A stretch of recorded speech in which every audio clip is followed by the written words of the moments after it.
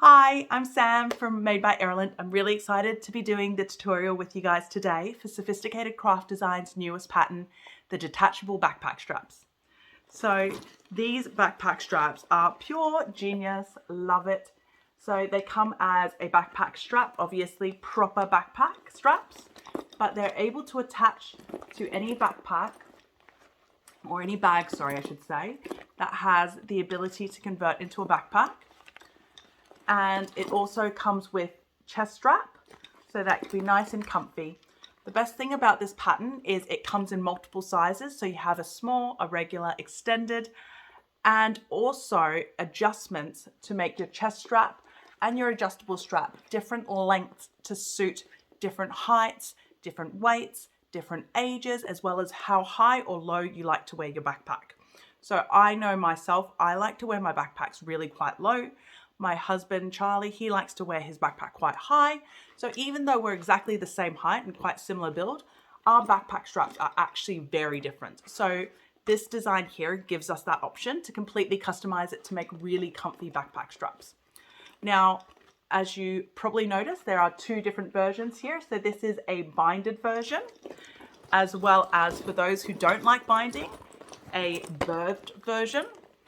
So Jassy has given us both that we are able to do with the one pattern again. So far, what have I said?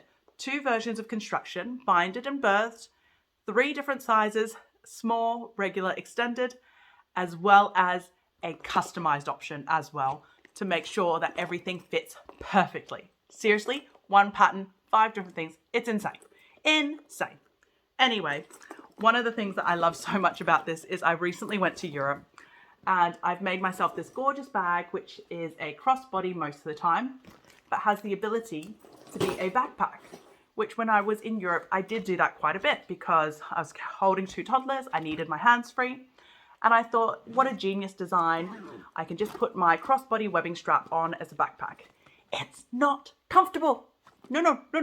This, with weight, webbing isn't comfortable long periods of time walking around Disneyland. It is not. So I was so excited when Jassy said to me, hey Sam, we're doing backpack straps next. Yes! So even better, I've made these straps size smalls in this test to make because my toddlers, one's 2, one's 4, or almost 4, and it is so hard to find backpacks that fit them. None of the store-bought backpacks fit them. They all just fall straight off their shoulders because the straps are too wide, the chest buckle isn't right. But now with the different sizing and the adjustable option, that's all doable. So in this video, I'm going to go through both the binded method, the birthed method, and I'm going to make them all in size small, but regardless of what size, it's exactly the same method as long as we covered the birthed and the binded. So thank you for joining me. Yay, let's get excited. Okay, so let's quickly go through some of the things that we'll need for the sophisticated detachable backpack straps. So first of all, of course, fabric. So I am doing a different fabric for the front and back. So the main thing for your fabrics is you want them to be waterproof, you want them to be durable. So for the front, I'm using this is called Vibrant Vu by Sewfisticated Supplies. It's a waterproof lightweight fabric. That's super easy to work with, but it's also really soft. It's one of the reasons why I like using it. For the back, I'm using 3D air mesh. So it's an optional thing to use it on the pattern. I have made backpack straps without air mesh, and it definitely does work.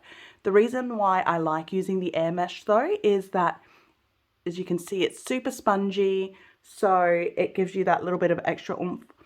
But if you sweat a lot, it kind of gives you that little bit of extra space between the backpack and your skin, so it adds some airiness. If your backpack's heavy, it adds a little bit extra cushioning. But anyway, that's why I like to use air mesh. This is also from Sewfisticated Supplies. I'm sure other places probably stock something similar, but I always just get mine from Sewfisticated Supplies. Now, after that, we also, of course, need some stabilizer. I am using Sewfisticated foam. So this is a stick down foam from Sewfisticated Supplies again. You are also able to use any other kind of foam, fleece if you want to. Foam is definitely much better because you want it to be spongy and thick for a backpack. It doesn't have to be adhesive either, so you can use a sew-in as well if that's easier for you. Next thing we need is webbing. There is exact measurements of how much webbing you need, so it's 1-inch webbing that I am using here. And then for hardware, of course, you can pick and choose what you want included, but as per the pattern, we're going to need 2 D-rings. We need 4 swivel hooks.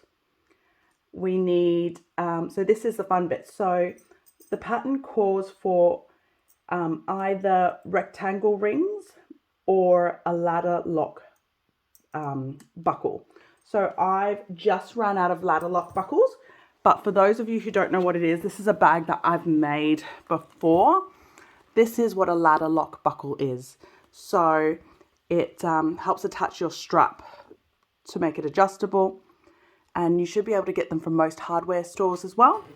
But if you don't have it like me, you can use rectangle rings. I am actually using oval rings because I've also run out of backpack rings. I've been on a sewing spree recently.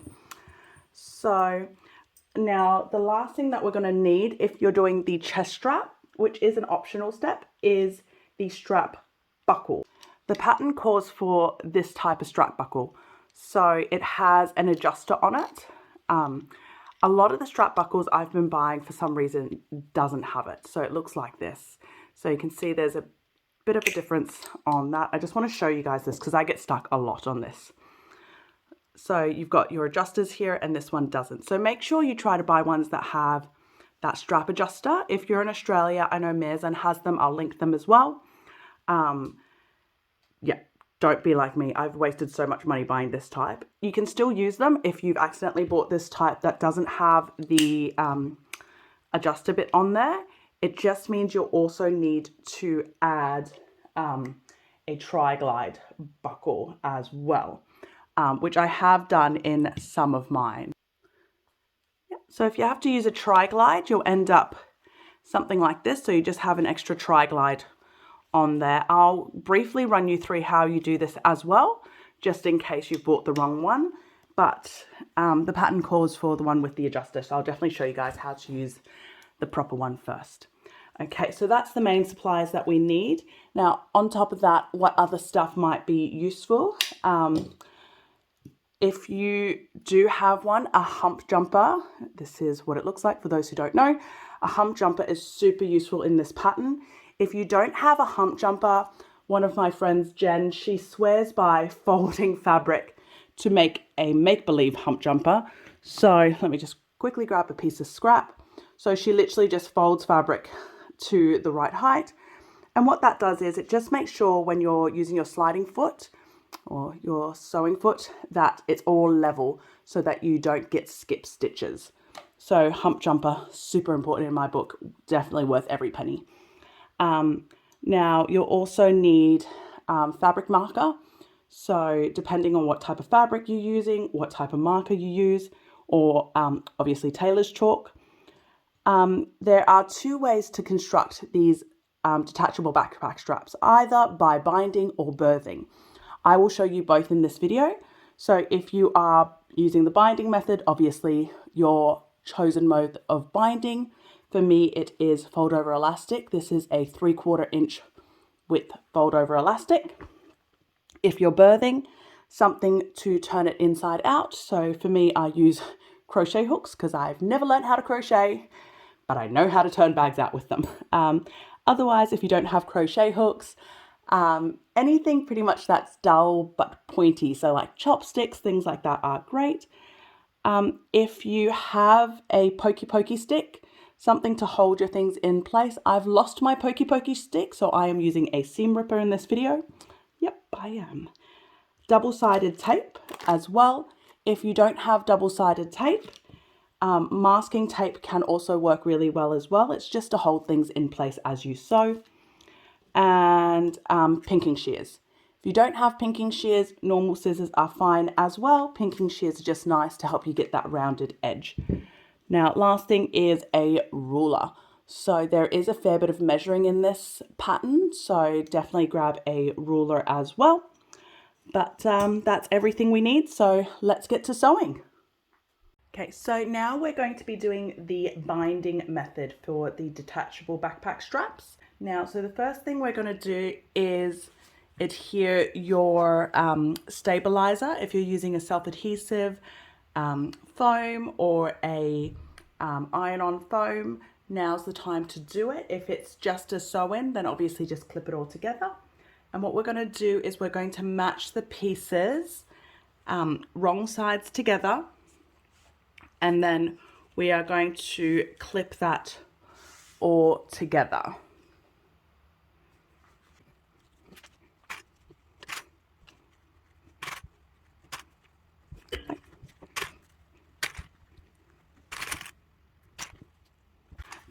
There we go. So those of you who've watched my other videos know that I am not someone who tends to use a lot of clips. I just use enough to hold it all together. So that's my version of clipping done.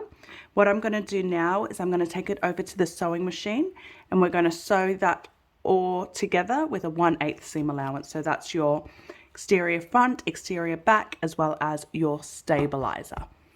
Okay, so we're over at the sewing machine, and now what we're going to do is we're going to sew these together with a 1/8 seam allowance.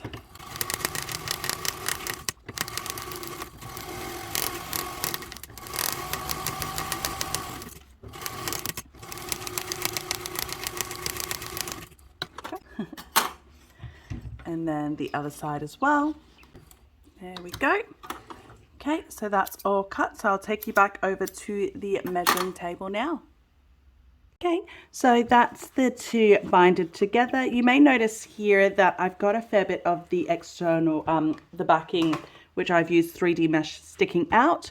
The reason being is I am not a very neat cutter by any means. I'm actually really bad at cutting patterns, which is why I'm super excited about using templates and that. So my mesh isn't actually cut properly to size. So, because what I like to do, especially with mesh where it is such a spongy material, I wait till I baste it onto my other one, and then I trim it to actually fit the piece properly.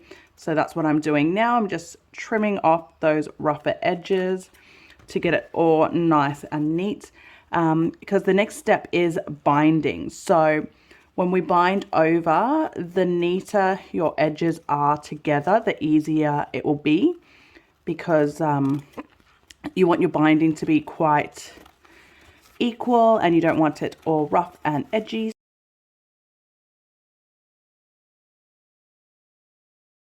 Perfect. Okay, now when it comes to binding, there's no one rule fits all. It's whatever works best for you. Now I like to use fold over elastic. Jassie's given us 2 ways to bind. So there is the bind over method as well as the fold over method. So I tend to do the bind over method with my fold over elastic. So this is a 3/4 inch fold over elastic. So for those who don't know it, it's elastic, and it has a natural fold on it. So it makes it really easy for binding, because I literally just put the fold right on the edge, and then I can start sewing pretty easily. So some people might like to do this and clip it on in place before you go and bind. I don't like to do it because I like to bind and pull as I go. I find it makes the corners easier and smoother, but obviously it's up to you how you prefer to bind. Some people prefer to put double-sided tape down so that you can stick it and make sure it's all very properly exactly where you like it before you start binding. There's also another option in the instructions for fold over binding. So that's if you were using, for example, your own self-made bias tape, or you bought bias tape. And what you would do is you sew one side on first, and then after that you then fold it and clip over the other side, and then sew them together nicely as well. So I'll be showing you the fold over elastic version. I've moved us back over to the sewing machine. So, and what we're about to do is we're going to start binding this now. So there's a couple of ways. I like to double check where I think is going to be the least likely spots that someone will look at for your first starting point. So to me, it's probably going to be around the top because you have a lot more things going on up there. But I also don't want to do it on a bend because that's obviously a bit trickier. So I'm going to do it over here.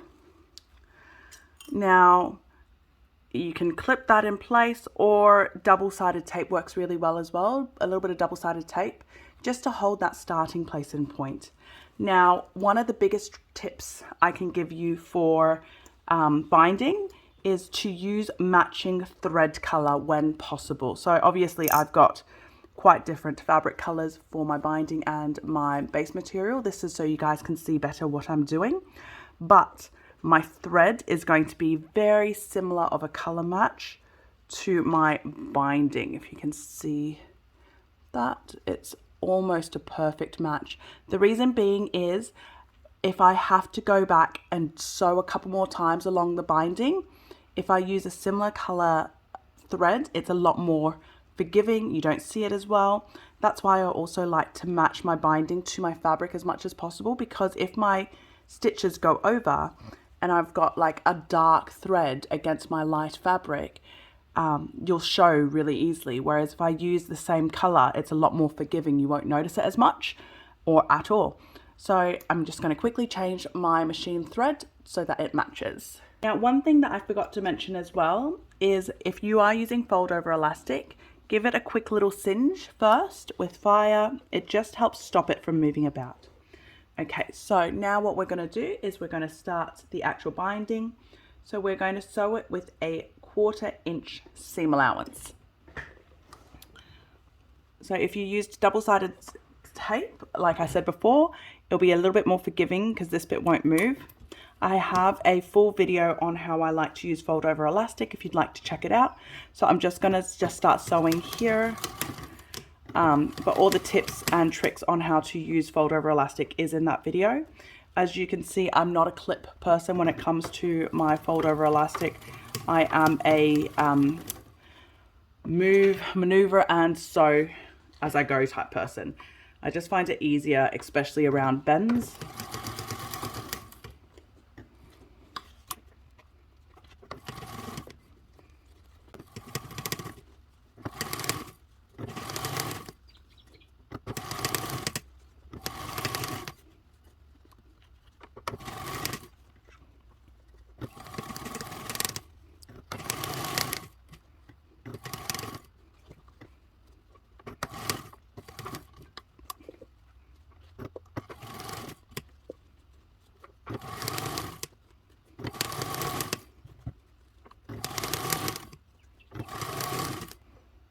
Okay, and here you can see we're starting to come close to my starting point. So what I'm going to do first of all is I'm just going to trim off these loose threads now. And as I come over, I know roughly how much I need. So with a corner like this, I probably won't be pulling too much. So I'm just going to literally give me enough, plus a little bit more to cover it over. And then I'm going to get my lighter. I'm going to give that a quick little singe.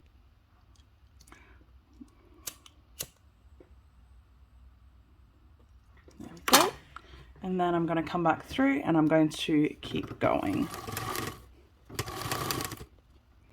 Now this part is the trickiest because you want to make sure that it covers nicely and you want it to be nice and flat. So I just like to keep my hand on it the whole point, just to really give it some grappling space. So now's the moment of truth. I'm going to pull it out. Have a look. So the side that I was sewing, let me just move you over here a little bit so you can see a bit better. Okay. So the side that I was sewing, I'm obviously quite happy with. Everything's nice and neat. The other side is where we have to worry. So I'm having a quick little look now. Every bit has caught, it's even, it's beautiful, it's exactly what I want. But if for whatever reason you've missed any bit, because your thread matches so well with your fabric, if you've done that, then you are able to then go back through and just quickly run it over. If you need to, grab a pokey stick, which I've lost mine at the moment, so I'm using my seam ripper, and you could use your pokey stick to just kind of hold the fold over elastic over a little bit more to give you a little bit more leeway there as well. Okay, so now that I've checked I'm happy with everything, another thing that Jassy suggested us to do for this particular one is to do another sew around at 1/8 seam allowance. So because this is just a 1/8 and my binding's already on, it doesn't matter where I start. So I'm just going to start right here.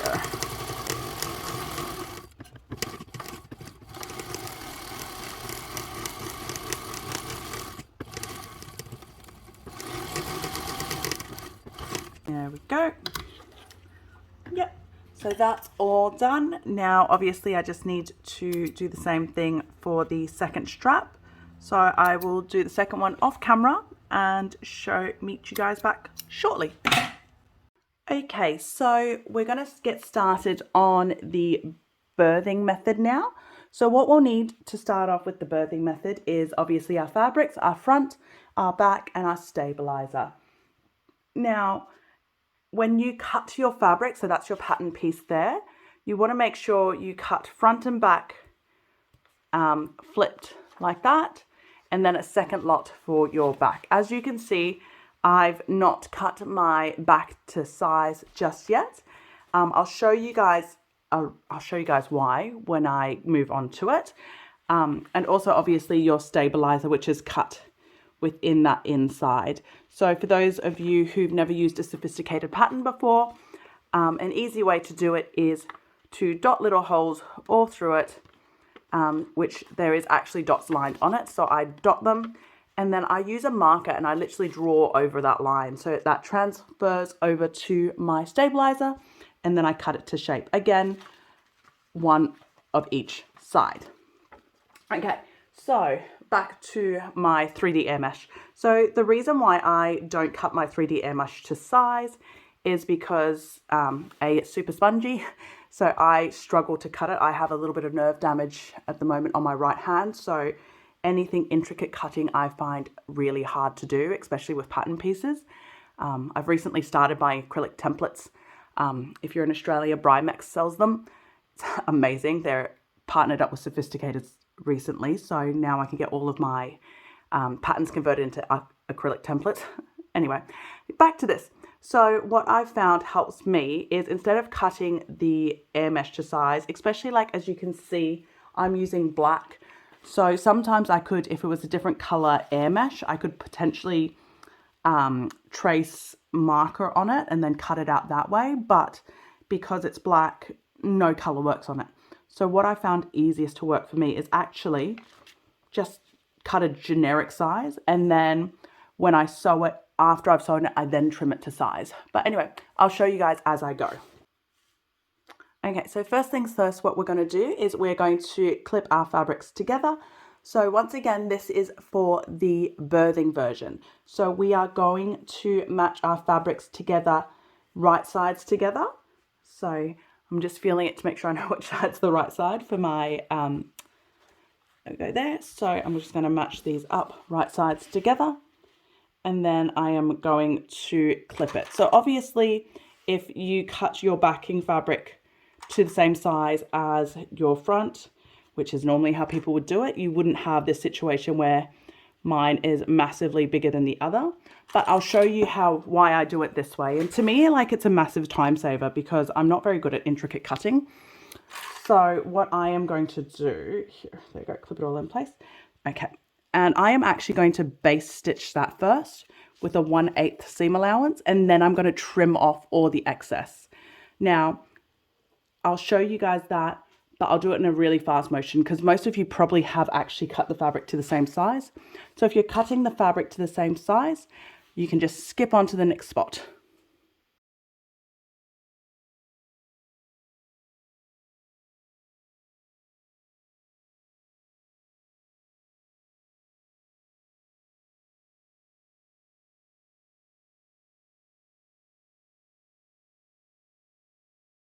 So I've just basted the air mesh onto the fabric.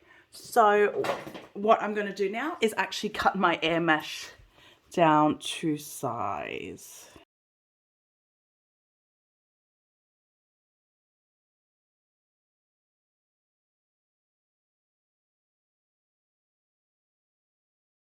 So there we go. So that's basted together and cut down to size so that I now have an air mesh that's exactly the same size as my front piece.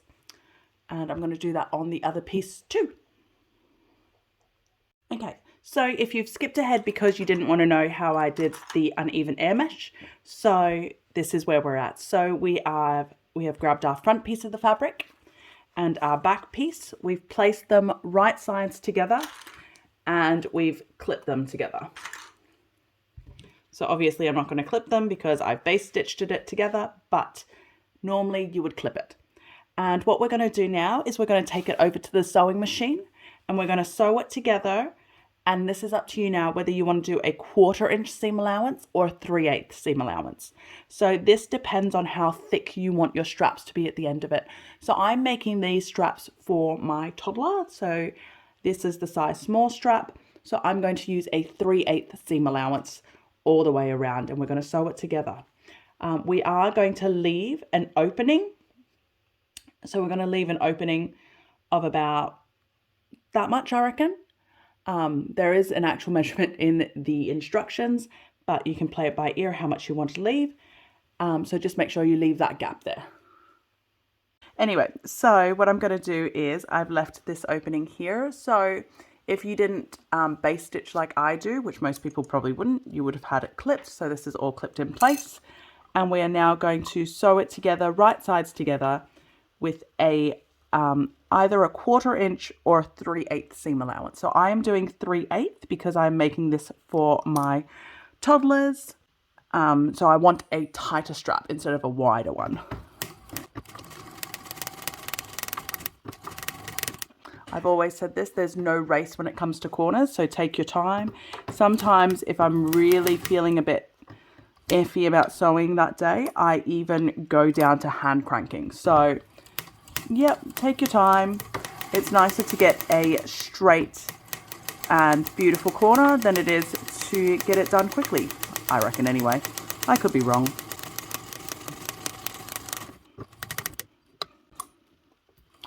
Like I said, sometimes I hand crank my corners.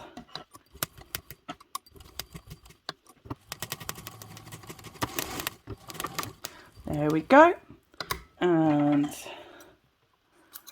come up to there. We've got the gap there.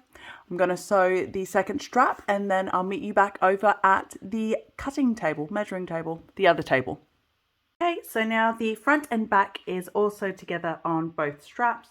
So what we're going to do now is we're going to attach our stabilizer. So again, if you are using adhesive stabilizer, which I am, you'll do it now. If you're doing a sew-in stabilizer, you can insert it after you turn the fabric right side out.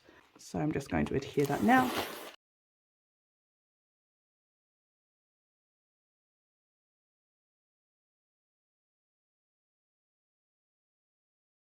Stuck down beautifully. There we go. So that's all stuck down. So we are going to be turning the fabrics right side out. I will obviously make this fast forwarded. Okay. So obviously I used a self-adhesive stabilizer, but if you are using a sew-in, you can now insert it in there as well.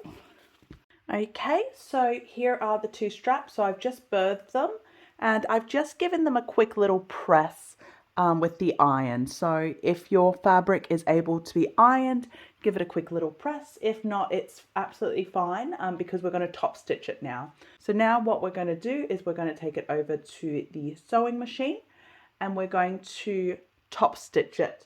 Now, because these are birthed, we obviously have an opening in there. So before we take it to the sewing machine, we're just going to clip that bit shut so that when we top stitch it, we're going to enclose this whole section as well.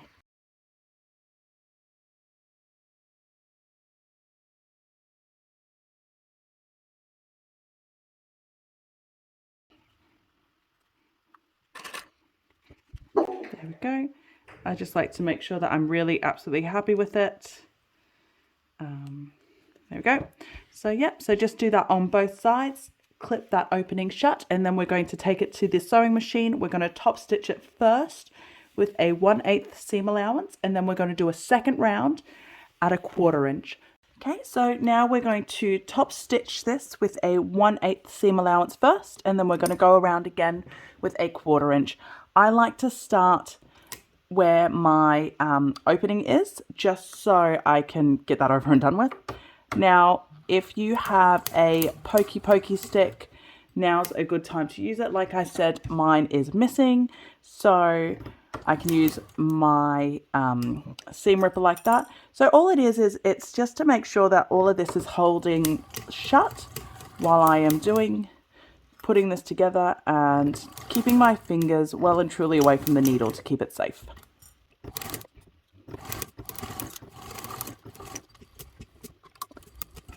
Don't know if you can tell, I am hand cranking at the moment. Top stitching to me is a super important part where I want it to be as perfect as possible. So I just like to hand crank around those corners.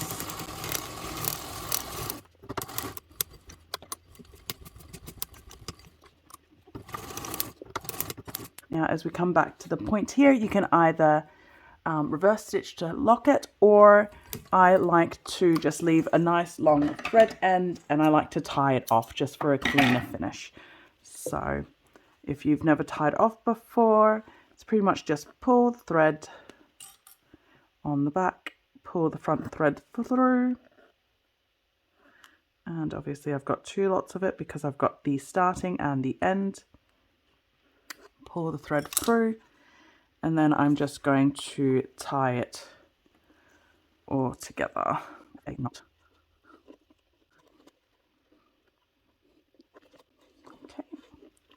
Okay, now before I move on to do my next 1/4 inch, I'm just going to double check that I've caught the whole opening, that the opening is all closed up, which it is.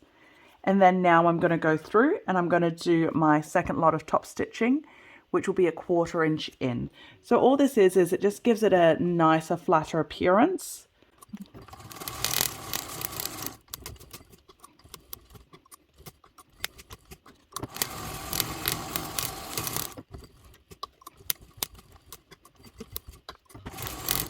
Make sure I got my front back. Okay, so I'll go through, I'll cut that, sort that bit out as well. So as you can see, that's all top stitched now. So we'll do the second strap and then we'll move on to the next step.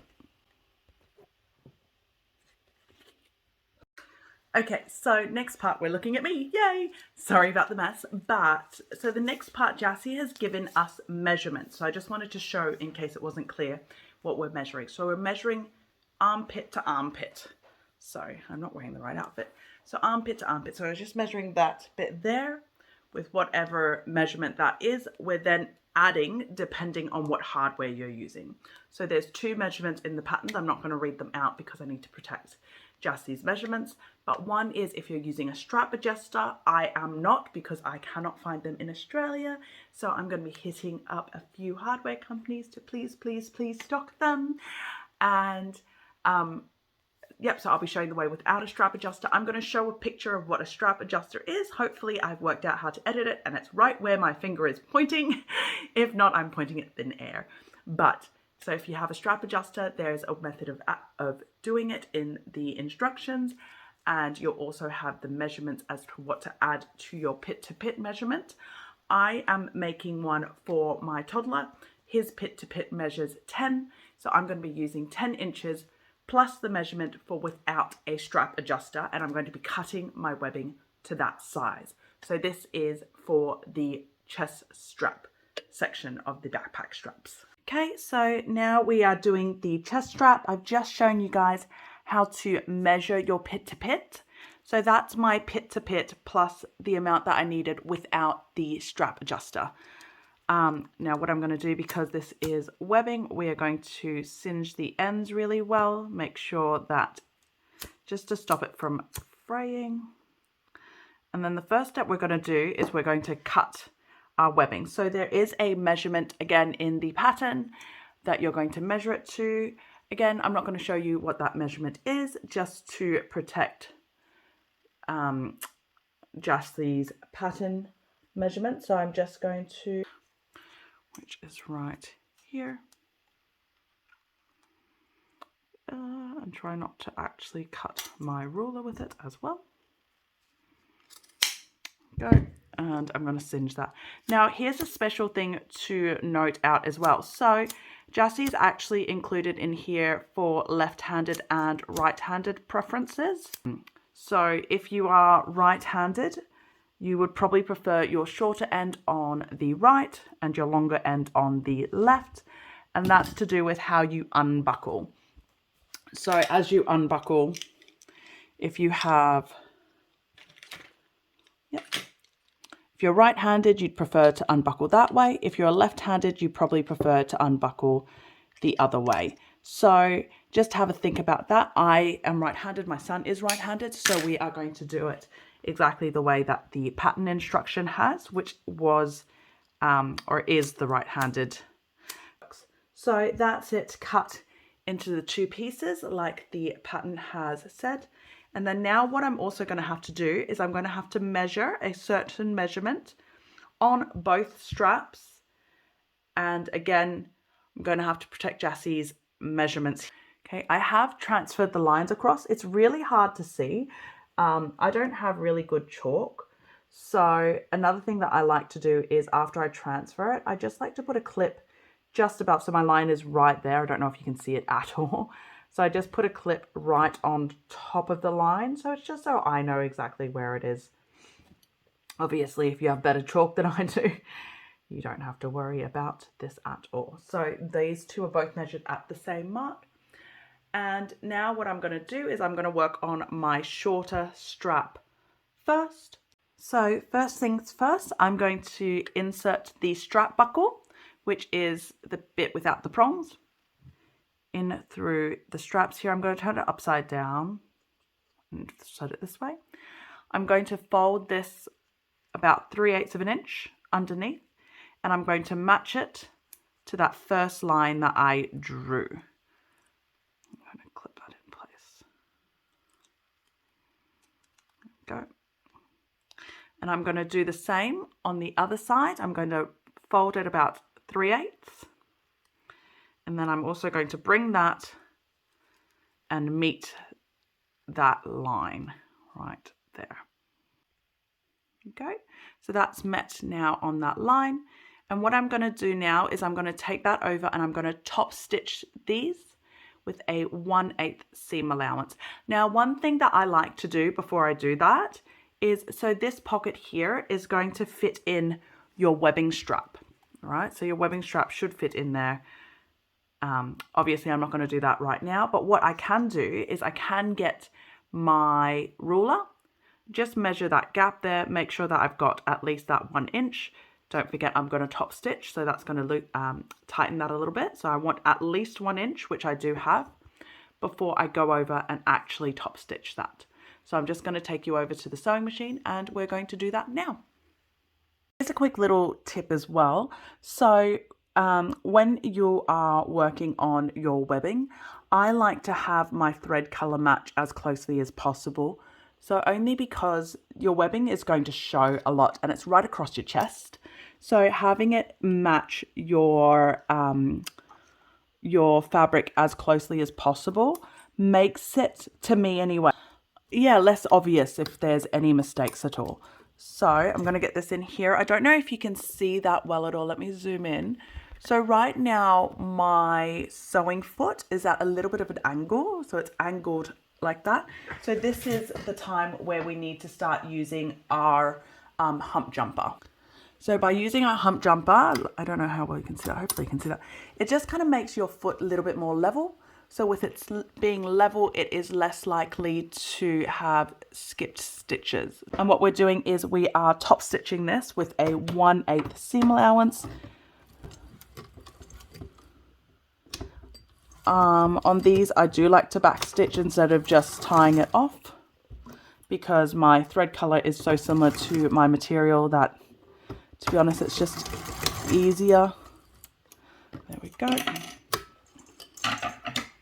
And then we're also obviously going to do the other side as well with the 1/8.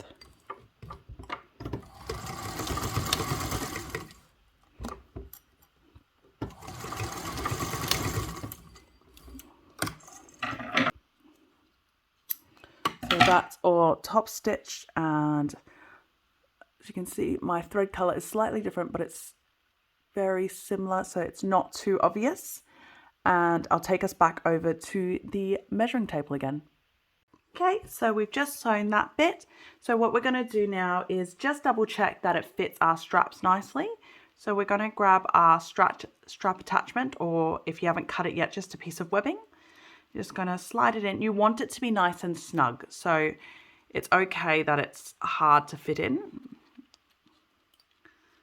And once it's in, you just want to try and flatten it, make sure it's snug, which this is perfect. There you go, you can see just there. So it needs a little bit of pressure to pull it up or down. That's what you want. You want it to be nice and tight. You don't want it just slide up and down.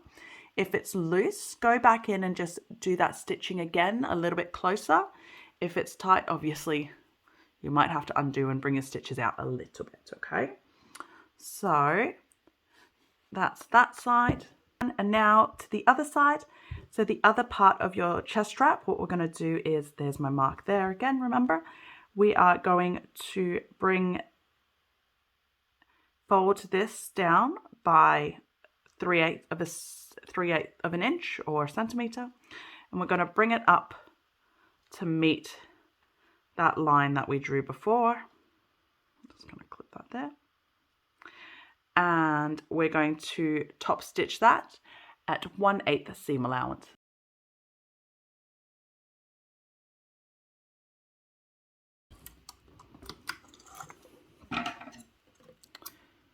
Go. So that part's just sewn nicely. Instead of going back to the table, I'm just going to show you this next part here. So we're now going to get our strap buckle piece, and we are going to slide it in to the opposite end, so the end that's still the raw end, loop it over the front clasp with the teeth facing forward. Okay, so what we're going to do is down through the bottom, and then we're going to pull it in this way, and like that. There we go. So one thing to make sure as you did it was that your teeth in the middle bar is facing up. There we go. And then what we're going to do is we're going to fold this twice at 3/8 of an inch. And then we're going to sew that closed. Okay, so I'm just going to show you guys, if anyone's gotten the wrong adjuster, how you do it as well. So you've just sewn that bit, obviously, your edge. So we're going to get our tri-glider or strap adjuster. I'm going to slide it through. Going to put the buckle on from the bottom up, strap that in, and then we're going to go through the tri-glide again, just like that. And then we're going to do the 3/8, 3/8, just like in the pattern, and sew. So that will still give you the ability to adjust this strap, even though it's only a single buckle. Okay, and then, like I said, so we've done the strap buckle, and we're going to sew this together with a 1/8 seam allowance.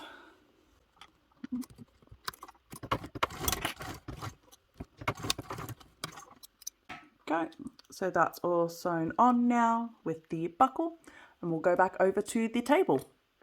So that's our chest strap done. So that's our chest strap buckle right there. So now we're going to move on to the strap adjuster. Okay, so Jassie's also given us instructions on how to actually customize this to fit you perfectly. So if you wanted to do that, the first thing you'd have to do is actually skip ahead to the next step and put your swivel hook attachments onto your straps. So this will allow you to then actually put your bag on properly onto the backpack that you want it attached to. And then you're going to work out where your armpit level is on the strap. And then where your armpit level is, you're going to measure down from that. And measure that down to the base, how long that is. And then she's given us a measurement to add to it. And with that, that will give you the amount that you need for your strap webbing, like the length that you actually need for it. So for this, I've actually just gone with the basic measurement that she's given us in the instructions. The reason being is I actually measured my son up the first time round and it worked out to be exactly perfect for that. The reason this could be different in length is because obviously we're all different builds. So if you're a little bit taller or you like to wear your straps higher or lower, this will account for it by being able to completely customize it to your length. Okay. Okay. So moving on, I've just quickly skipped through the next section. Well, this little bit here, but I'll tell you what I've done. So obviously I've put in the strap attachment and I've thread that through your chest strap. Now, the next part I am going to do, I've measured out, is the measurements that are in the pattern. So there's a measurement from the top of the strap and a measurement from the bottom. Now, just a quick reminder again, you can choose to have this a right-handed fit or a left-handed fit. So this at the moment is a right-handed fit for me. So the strap opens on this side. Now, if you are a left-handed fit, you can go that way. So your strap opens on this side. So just bear in mind when you measure that top and bottom measurement because they are different. Okay. And now that we've done that, so I've again marked them with my clips because my pen doesn't show up very well.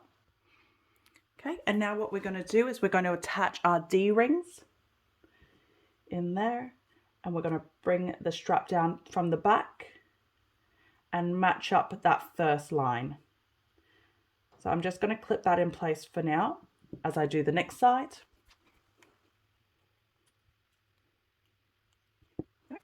On the bottom, we're now going to slide in the ladder lock buckle. So that is the buckle that I've shown you before. So that buckle there, if you have it. If you don't have it, like me, and you are just using rectangle rings, or in my case, oval rings, you're just grabbing the two of those, just sliding it right through, and again, meeting the mark that you made before.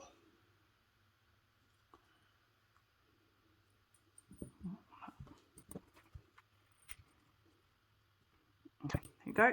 So now I've folded that and I've got that all ready.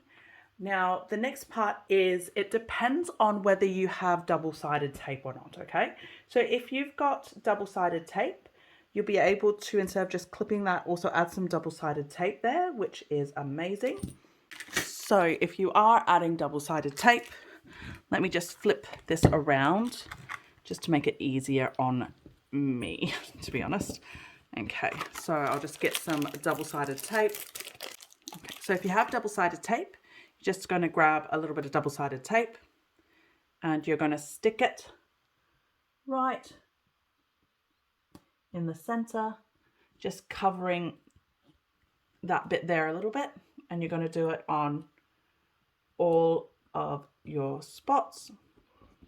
So I'm going to do that on one side and I'm not going to do it on the other side because I have another hack for people who don't have double-sided tape. Okay, so now we're moving on and we're going to do the swivel hook tabs next. So I've got my 2 swivel hook tab webbings as well as 2 swivel hooks. So I've singed both ends first. Now, if I have double-sided tape, I'm going to get some double-sided tape and I'm going to stick it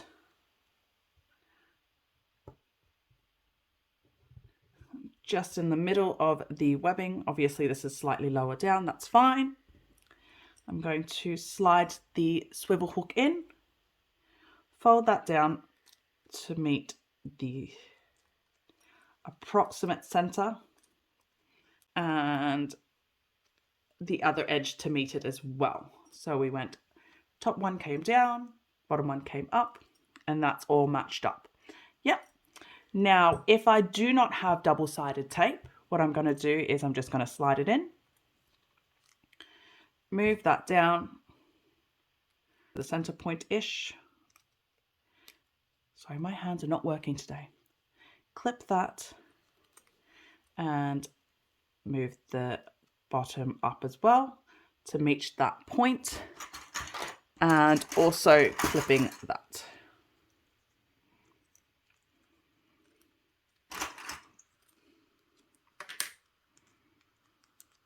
There we go. So that is my 2 swivel hook tabs, one done with double-sided tape, one done without. Next, what we're going to do is we're going to mark a spot on the actual straps measured from the top. Now, to make sure that the top is wider than the bottom, so that's a good way to tell which one's top, which one's bottom.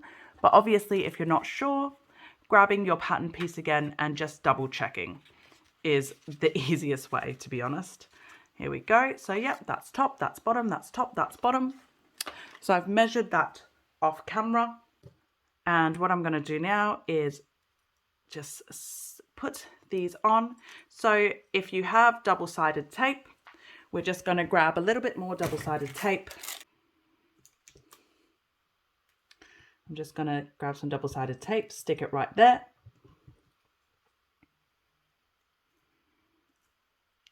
And I am going to match up where my mark is with the center bottom of my thing. And that is where I'm going to sew that tab on. Now, if I do not have double-sided tape, again, I'm taking this, matching it up with that. And what you can use is painter's tape. So if you get some painter's tape, you are able to hold that into place while you sew. So I'm just going to match up that dot again, make sure I've got it. Just going to put a little bit of painter's tape on there.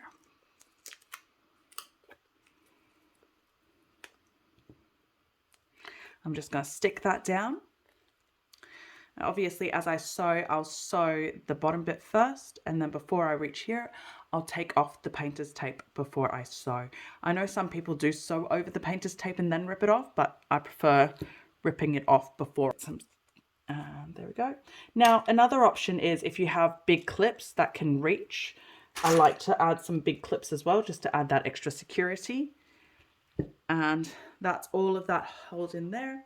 What we're going to do now is we're going to head over to the sewing machine, and we are going to stitch an X box on there with a 1/8 seam allowance. Okay, so we're over at the sewing machine now. So what we're going to do is we are going to stitch I keep saying square, it's a rectangle, and then we're going to do a cross in the middle. So how far up you go is really up to you.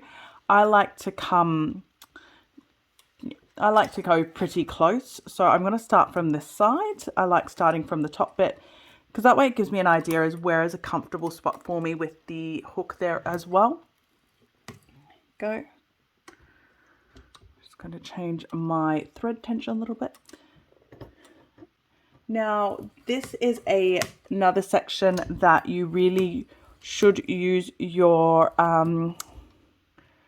hump jumper if you have one. If you don't, like I said before, one of my friends, Jen, she uses like folded up fabric or vinyl to get to the right kind of height. So mine's hidden over there. And So right now it's the back that's higher up, so my hump jumper goes into the front.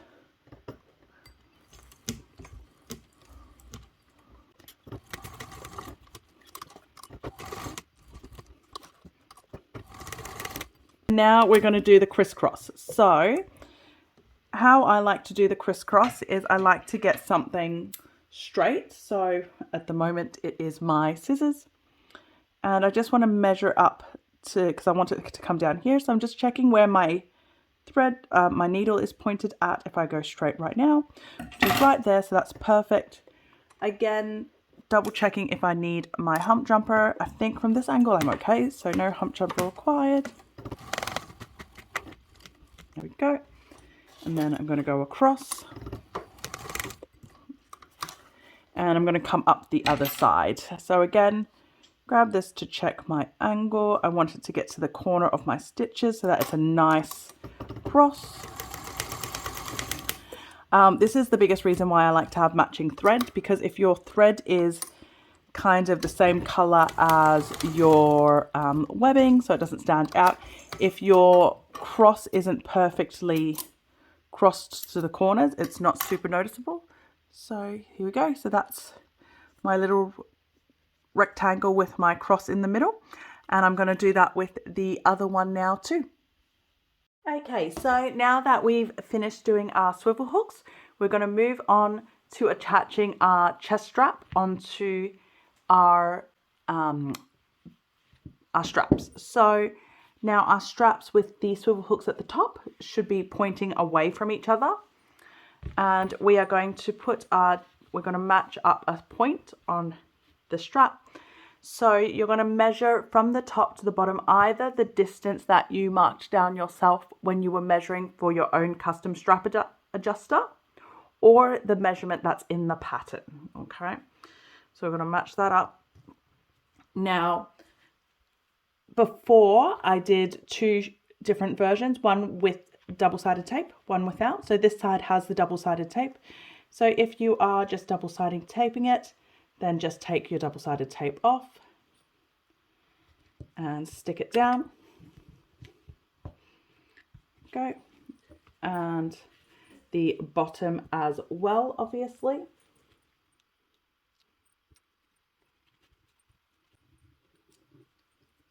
Go.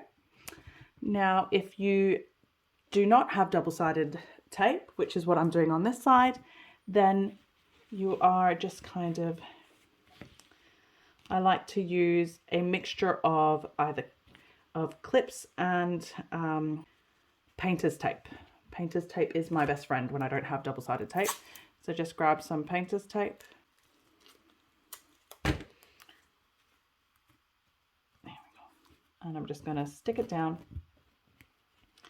And I'll stick a little bit down on the bottom as well. It's just to hold it in place while you are stitching your straps on, your webbing on, sorry. Okay, and now what we're going to do is we're going to go over to the sewing table. You can unclip the chest strap to make it easier so you don't have to take them both at the same time. And we're going to do roughly a 1-inch square with the cross up here. Make sure this is properly centered. Okay. And then on the bottom, we're going to do a slightly longer one. We're going to do about 1 3/8 of an inch X box. I'm going to start with the top D-ring one. I like to start right at the top. I'm going to sew it down this way so that I can use my thinner foot over on this side to get as close as possible to my D-ring.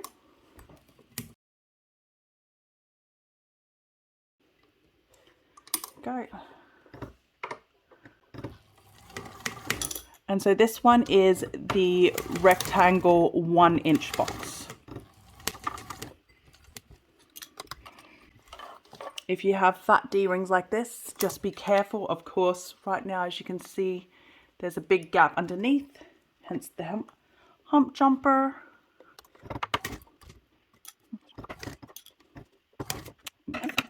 Now, this is the 1-inch. So the easiest way I found is just to grab a ruler. If you have good chalk, obviously use a chalk. I don't. So I grab a ruler, mark a point, and then I use my pokey stick to mark the spot and hold it until my needle gets to that spot. And then I have my 1 inch square.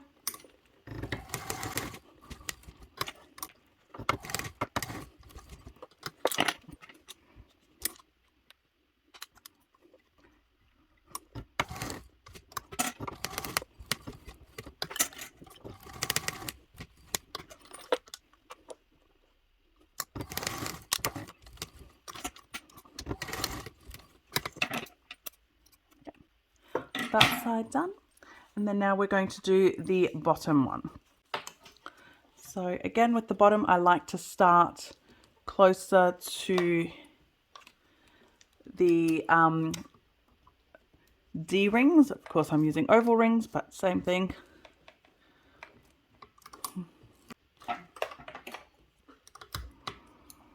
And this one we're doing a 1/3/8 of a rectangle. So the rectangle is slightly longer on the bottom than it was on the top.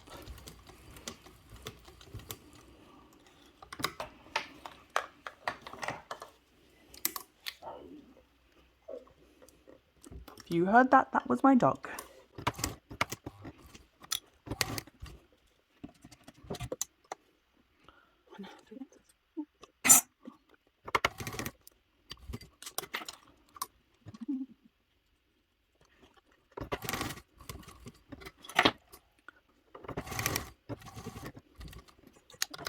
Go.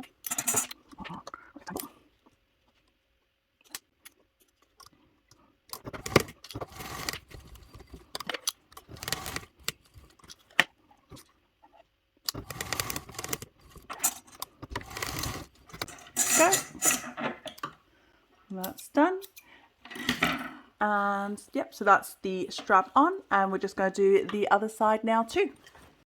Okay, we're super close to being done. So we've just sewn our chest straps onto the backpack straps, and now we're going to get our the adjustable strap webbing, singe all the ends, and we're going to insert the swivel clasp on. We're going to do a double 3/8 fold again. So 3/8, we are pretty much just folding it under there so that is all covered, and then we are going to sew this together with a 1/8 seam allowance. So we're going to do that on both of them. Fold that down and over and across.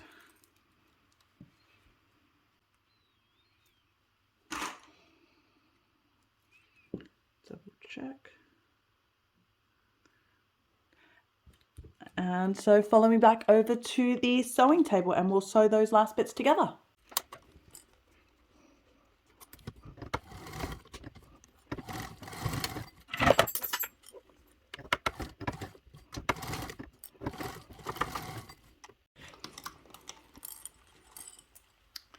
Okay, so that's those two straps sewn. So that's those two bits sewn. So now we're going to attach them onto our backpack straps as well. So let me just swing you over here a little bit. So again, just take the chest clip off so you're only working one side at a time. Okay, so now we're going to thread our adjuster strap that we've just sewn into our backpack strap. This is our ladder lock buckle. If you're using that, I am using the 2D rings, but it's both very similar, the same. So we just thread it through underneath, swap it over the top, and then down. So it's just created a lock and adjust section there. And then with the raw edge, we're going to fold down roughly 3/8 and fold in again another roughly 3/8. I'm going to clip that together. And just like we did the other side, we're going to sew that with a 1/8 seam allowance. And of course, we're going to do exactly the same on the other side as well.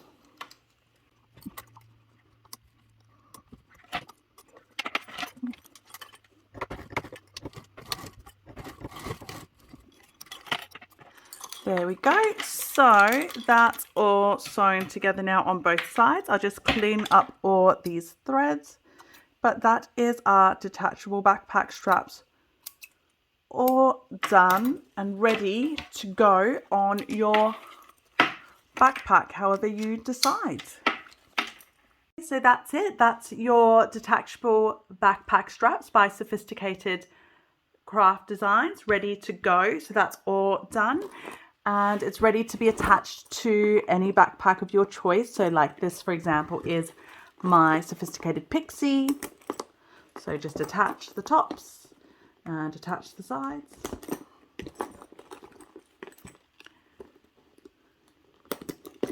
And that is your backpack straps and your backpack ready to go. Thank you so much for joining me on this tutorial. It's been super fun. So once again, we've covered the binded backpack straps as well as the birthed backpack straps by Sewfisticated Craft Designs. Super excited. Thank you for joining me. If you liked what you watched, please subscribe. I've got other videos there as well. It's Sam from Made by Erland. I can't wait to see you guys next time.